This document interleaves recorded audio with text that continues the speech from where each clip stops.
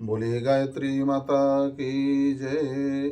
आइए गीता चिंतन में आज हम अध्याय 5 श्लोक नंबर 5 और 6 का चिंतन करते हैं, जिसमें भगवान अर्जुन से कहते हैं कि यत् सांख्यै प्राप्यते स्थानं तद्दो गैरपि गम्यते एकं सांख्यं च योगं च यः पश्यति सा पश्यति संन्यासस्तु महाबाहो दुःखमाप्तुं योगतः योगयुक्तो निर्ब्रह्मचर्येणाधिगच्छति।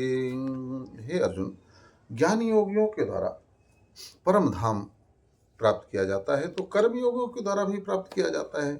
इसलिए जो पुरुष ज्ञान योग कर्म योग को फलस्वरूप एक ही स्थित देखता है वह यथार्थ देखता है।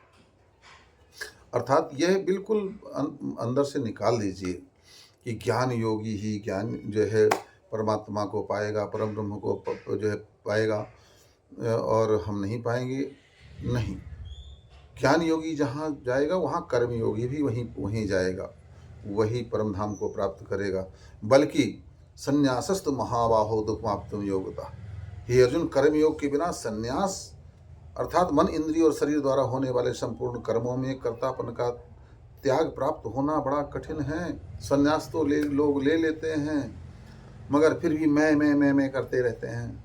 मैं ऐसा किया, मैंने वैसा किया, मैं ये किया, मैं ये हूँ, मैं वो हूँ, मैं मंडलेश्वर, मैं महामंडलेश्वर, मैं फलाना, मैं जगत गुरु, मैं ऐसा, मैं वैसा, दुनिया भर का जो मैं माने कर्तापन का भाव, मैं का भाव नहीं जाता है। मगर जो कर्म योगी है वह तो सदा जो है परमात्मा के भाव से ही भगवत स्वरूप इस सृष्टि को देख करके और उससे व्यवहार करता है, तो वह जो है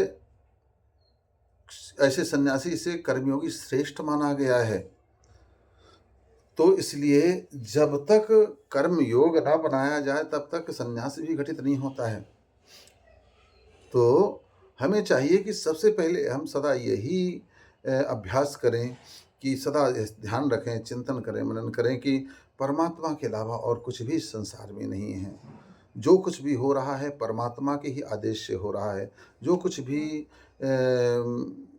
हो रहा है हमसे करवा रहा है वो परमात्मा ही करवा रहा है। परमात्मा ही करता है, परमात्मा ही भोगता है, परमात्मा ही शक्ति का केंद्र है, परमात्मा ही बड़े बड़े कार्य करता है। हमें एक निमित्त मात्र हैं। ऐसा करके और हम जिसके लिए करते हैं वह भी परमात्मा ही है, परमात्मा का ही स्वरूप है।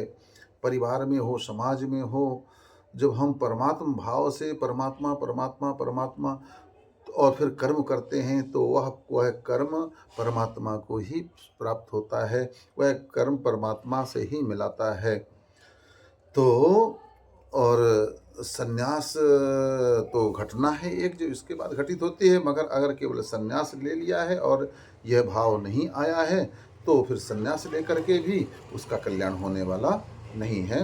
क्योंकि आप बहुत देखेंगे बड़े बड़े महात्मा होते हैं, संत होते हैं, मगर वो ही मैं करते रहते हैं। मैंने ऐसा किया, मैंने वैसा किया।